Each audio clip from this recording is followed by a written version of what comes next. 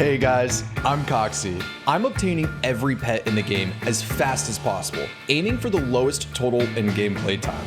This is Funny Feelings. Yo! Good morning, Funny Feelings world! What up? How we doing? You know, today was one of those days I woke up just feeling super motivated to knock out some Inferno. Last night we got Yama Pet, and I don't really have a strict plan of action going forward, so I'll have to think about that one, but for right now, Inferno time it is.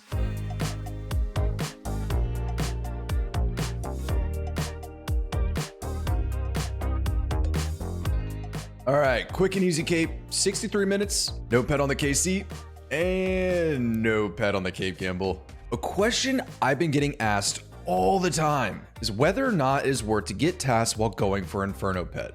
While getting all Slayer related pets, you should 100% be doing your Inferno tasks simultaneously. This alone should passively get you pretty close to the drop rate. Now let's take the assumption that Inferno is the last pet out of all the Slayer adjacent pets.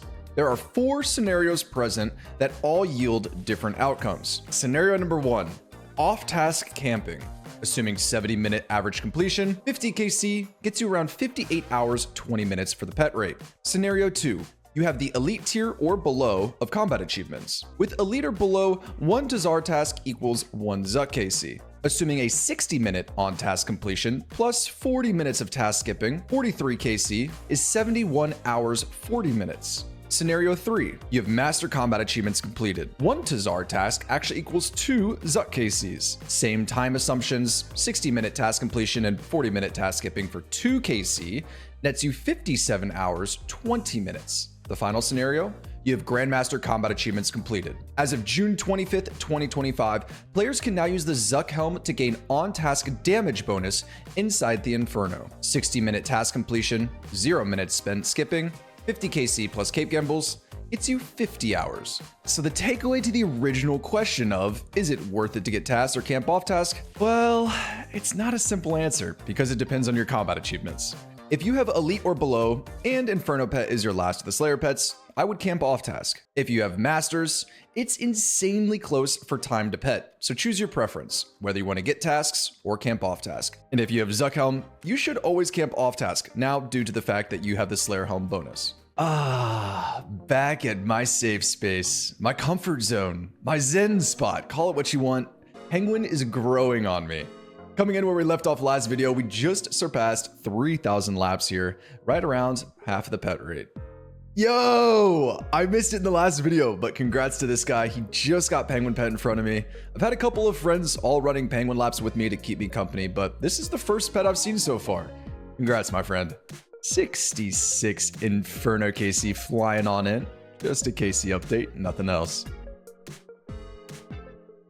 Super random tip that I've kind of just stumbled across within hundreds of Inferno capes. I'd like to be 2 tiles away from single and triple Jad's southwest tile. More than likely, a healer's gonna get trapped behind you. We're talking about something not massive here. It's 1 less healer you have to tag, so a 2 to 3 tick time save. But you know what? In a speedrun, we do take those. All right, 3 KC in 1 day. I told you I was feeling it this morning. Let's wrap up this kill.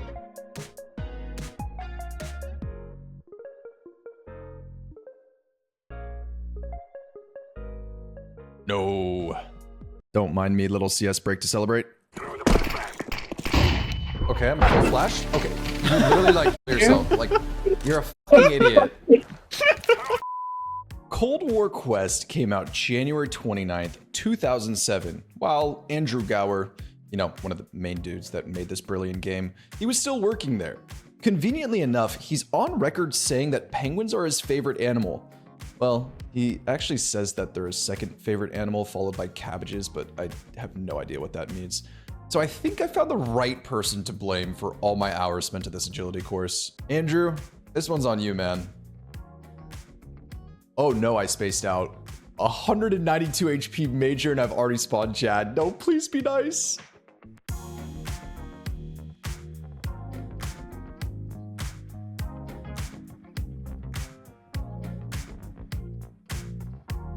Oh yeah.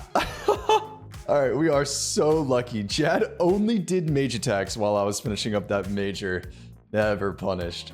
And another dead Zuck. 75 KC. Pretty clean number. That's the good takeaway from today. Oh. Okay. Well, rip 15 minutes, wave 31 strikes again. See? You know, doesn't matter how much KC, how much practice you have. Shit happens in the Inferno. 3,300 penguin laps. Yep.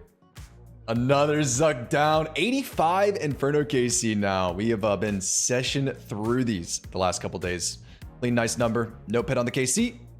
No pet on the Gamba. I'm not gonna lie, I don't think I've ever watched an Inferno guide, so I don't know what tiles people often promote, but for all my KC, and even when I started learning Inferno back in the 2017 era, I've always used this tile. The good part is, south spawns can't see you, and the close northeast spawns can be corner trapped in cases like this, where I get a north snake spawn that's coming at me fast. Yeah. Set flicking skills still on point for the pure Zuck pet hunt coming in 2030. You know, I'm gonna keep saying it. Maybe one day, one of you guys are gonna believe me. Big 90 Zuck KC. I know I do say it a lot, but Inferno is special. Inferno is fun. I'm glad we're at this point in the series. It's not the same mundane, monotonous, boring grind. It's like you're basically solving a puzzle every single wave. Not sure if I'm gonna keep up this pace, but for now, I'm enjoying it and we're grinding.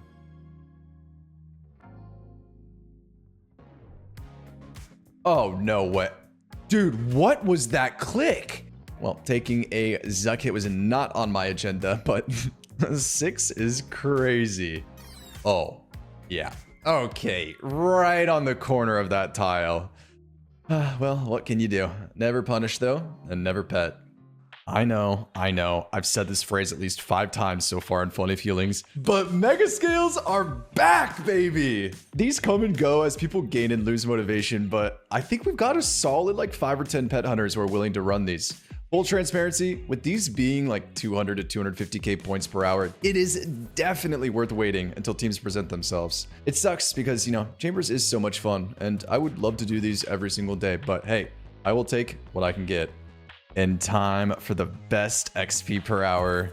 You know, I do set up Mystics Chinning and I do set up Shamans. That's pretty much like my role throughout this. So I got to do the hard part in the beginning. But now, after it's set up, defense is lowered.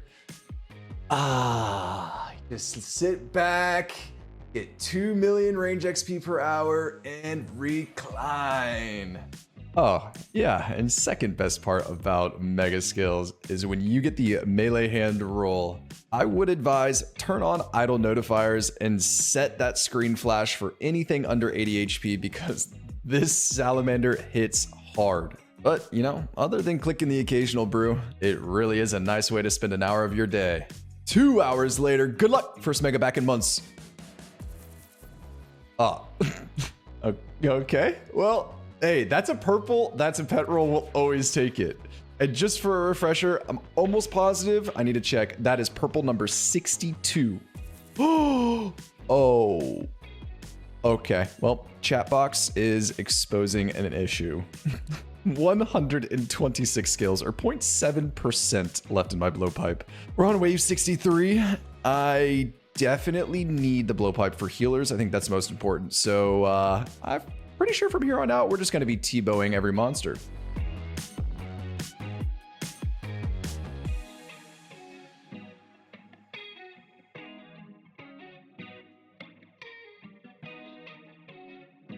Woo! All right, mission successful. Our blowpipe made it through with just enough. Look at that, 94 KC, and hey, we still had leftover 93 skills left. Okay, also, stick with me. Relatively new to RuneScape, let's talk about the problem I just had.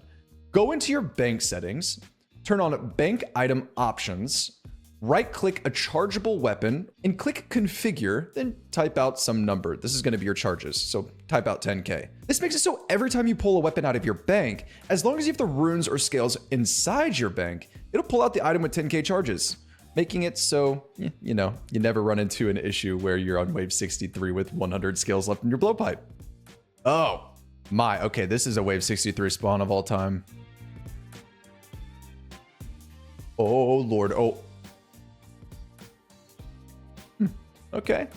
Well, don't ask my reasoning, but I don't think I could have chosen a harder way to solve that spawn. It worked. That's all that matters in the end. Each wave, a new, separate, unique small puzzle. We got there in the end, but we took the long way around.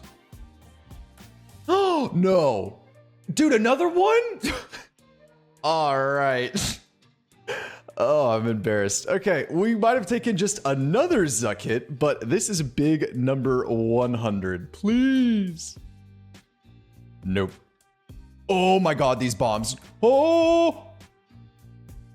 Whew. Okay, well, that was an incredibly stressful finish to the raid. That is purple number 63, a big old Denny B.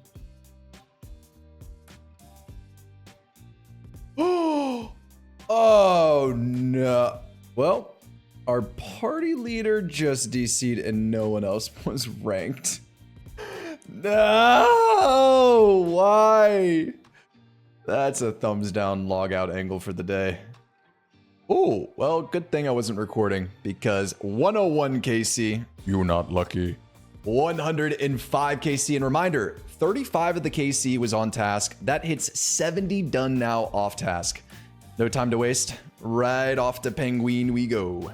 We're at a pretty unusual point in this series where I'm only camping these two pieces of content with the occasional raid session thrown in there. Here's a quick rundown of why that is. My current PVM pets left are Nibbler, Omelet, the 3 DKs pets, and the 4 God Wars pets. DKs and God Wars are being saved until I can cross some of the skilling pets off the to-do list. With Varlamore Part 3 coming soon and adding a new in-game PVM pet to the roster, I have a couple of weeks where the only PVM content I can consistently do is the Inferno. For the current skilling grind, the giant squirrel, in my opinion, is absolutely the most daunting of them all. So I am praying I can knock this one off soon. Y'all remember when Inferno first came out? This cutscene was so intimidating. My biggest memory is day 1, 2, and 3, hopping around everywhere on Twitch, whoever was at the highest wave at the time. Very specifically, Wooks' first Zuck attempt when he found out there was a Jad spawn hitting the, Yad, what are you doing here? I was about to kill Inferno, then Yad spawns.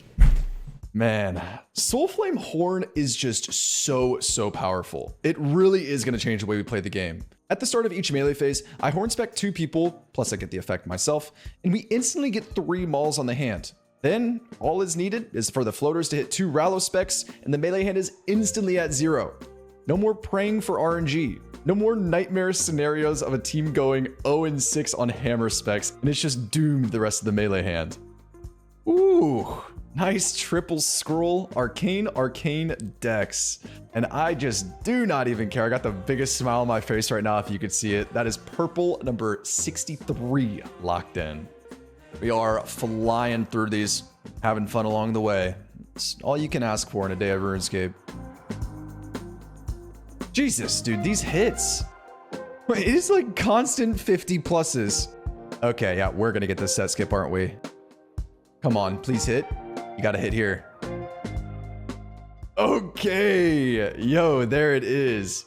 I do not know how rare that is, but that is my first off-task set skip. That just cannot be common. Y'all already know I'm a nerd, so I got together with my good friend Bessel to dive into these numbers. We ran a simulation of 10 million attempts of obtaining a set skip. That is 14 T-bows to hit 601 or more damage. We ran this for both off-task with Echo Boots, no treads at the time of this recording, and compared it to on task with current day max gear. My chance of obtaining an off-task set skip is 0.48% with a mean damage of 332.5. This means roughly 1 in 208 off-task Zucks result in a set skip. Now, for comparison's sake, max gear plus task, the mean damage in 14 hits is 433.7 with a 7.8% chance of a set skip. That comes out to roughly 1 skip every 13 tasked Zucks. Quite the difference if I do say so myself. Holy 109 KC and a milestone hit. My first sub 60 off-task Inferno. Not in the business of doing Inferno speedrunning. Those people are just way too talented and crazy for me. I'm much more focused on deathless runs with super high consistency, you know, while also trying to solve waves fast and improve. I'm not gonna lie to you though, sub 60 off task, no melee, just trying to solve the waves fast and hit bosses. I'm happy with this one.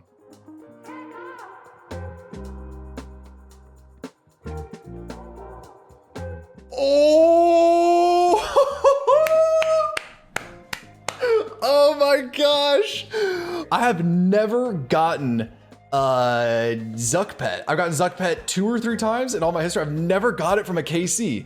And when you do it on task, your rate of getting it is so much higher. I've only ever gotten an Inferno Pet from a Cape Gamble. Getting it on a KC is so nice. Oh my lord, there's Inferno Pet done. There's pet number 49. What now feels like tradition. Nibbler, enjoy your time in the menagerie with all your new friends. Ending the day off here at 5,800 penguin laps. Only 1,500 left before we hit the giant squirrel drop rate. Buckle on up. Ladies and gentlemen, it is my favorite time of the episode. We're gonna keep this one fast, quick, and efficient. Similar to last episode, we need to sum 2 independent events. On task versus off task. 35 KC task capes were obtained at a rate of 1 in 43, assuming cape gambles, of course. And 79 off task Zugs were killed at a rate of 1 in 50. This puts us right at the 8.896 percentile, meaning roughly 91% of players who grind out this pet are actually gonna get luckier than myself. It has been 2 years, 6 months, and 14 days since we began our account with an in-game playtime of 203 days, 42 minutes. Pet number 49, ladies and gentlemen. 49 has hit the channel. We are 1 away from the big 50. My rough average was roughly 60 minutes per task and about 65 minutes per off-task completion. And with it taking a total of 114 KC until Nibbler Pet, I went right around 75 hours over the drop rate. Coming in from last episode, we were 79 hours lucky, and with the addition of Nibbler, that number drops down to 4 hours lucky with obtaining pets before the drop rate. Oh, that doesn't feel good. But don't lose hope. Lock in, because we still have some long ones that can bail us out in the end.